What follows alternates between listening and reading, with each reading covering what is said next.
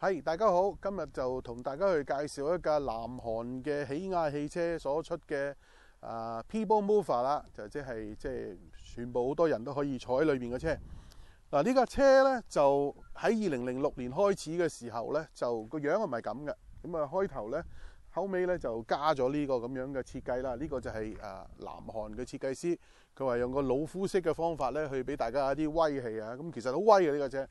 不過咧，個人認為咧，呢隻色就唔係好襯呢個車。如果係個全黑嘅車咧，加咗好大嘅low profile 嘅大嘅呢個合金輪圈嘅時候咧，就好威嘅。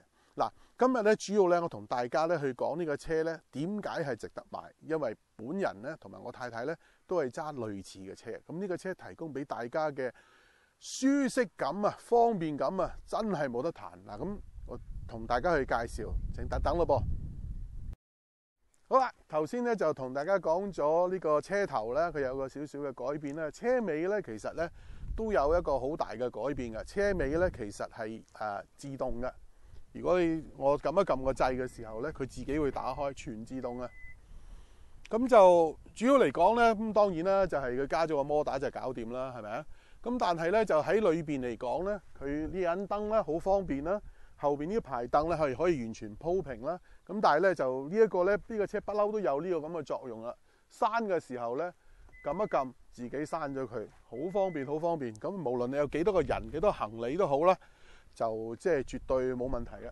咁咧另至咧呢個兩邊嘅車門咧亦都可以遙控喎。嗱，我哋撳個掣嘅時候咧，你就可以睇見啦，完全可以遙控咯。咁遙控咗個開面，裏邊亦都可以開關啦。咁並且有一樣嘢咧，呢一個玻璃窗咧都可以打開嘅。咁喺好多方面嚟講咧，其實咧呢個車咧係有好多好貼身嘅幫助嘅。嗱，呢個拉出嚟咧，佢自己就會閂埋噶啦。咁喺呢啲所謂嘅 People Mover 咧，坐到8個人嘅車嚟講咧，我諗咧就好適合我哋澳洲啦。第一，佢夠大；第二，個價錢咧比起日本牌子嘅車咧係平咗一大部分嘅。咁頭先我講咧就係話，如果你要一個特別出色嘅車咧，似乎呢架全黑色加大個合金輪胎或者係用個薄胎嘅時候咧，係完全就可以表現咗呢個車嘅神秘感啦。所以咧就相當唔錯。嗱，講翻轉頭咧。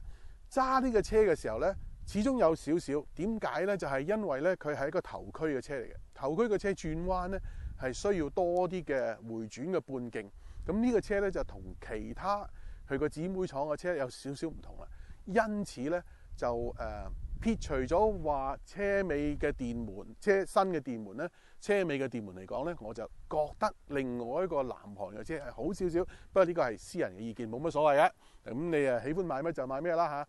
咁但係咧就加油啦、動力啦、自動波嘅順暢度啦，佢係配上咗呢個6前速嘅自動波箱嘅。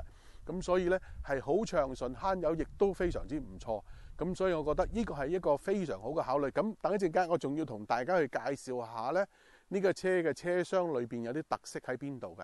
好，一陣再見。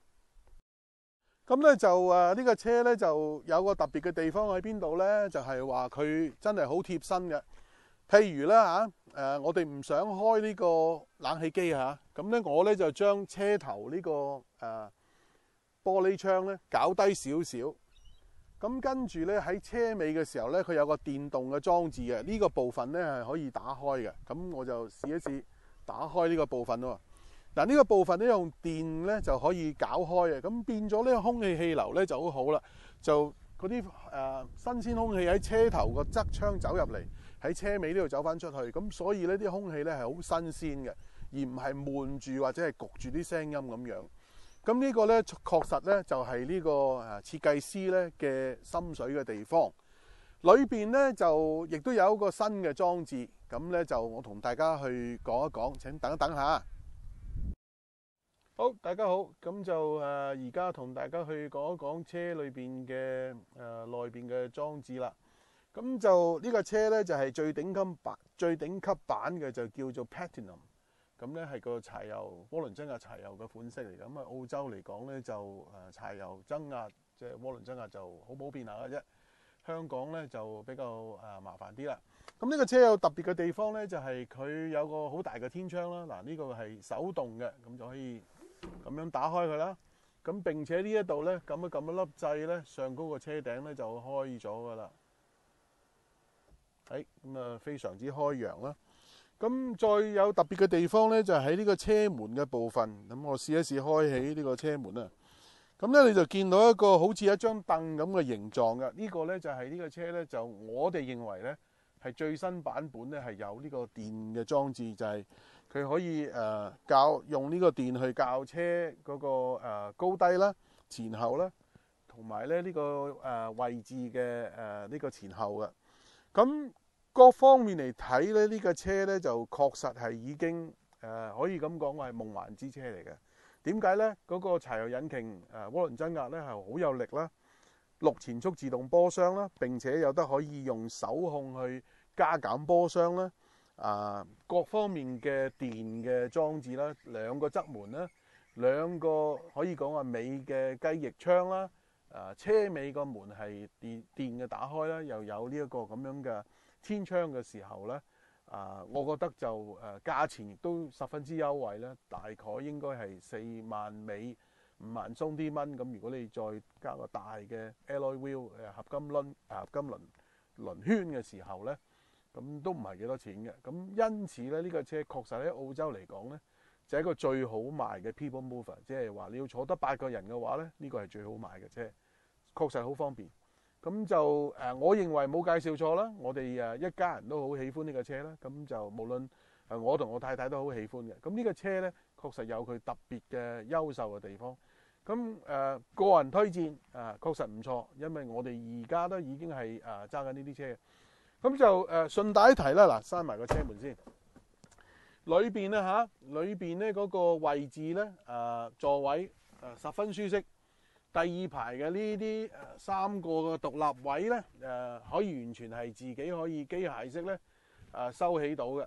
唯一一個情況咧，就係話佢呢個中間嘅設計咧，係唔係有呢個3點式嘅安全帶嘅，淨係箍住條腰嘅，或者箍住個肚腩嘅。咁呢個係唯一一個問題。咁就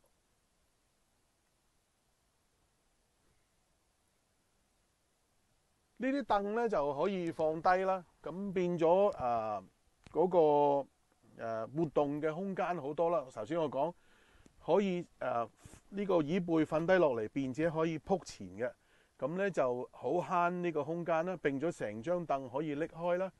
後面嗰個第3排咧係用機械嘅方式咧係可以完全咧係放低嘅，收落去個地台裏邊。咁因此咧就好好啦。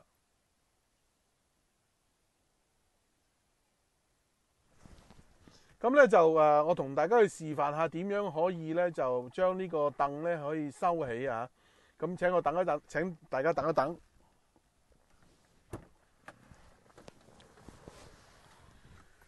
咁就第一呢個門係自動電嘅啦。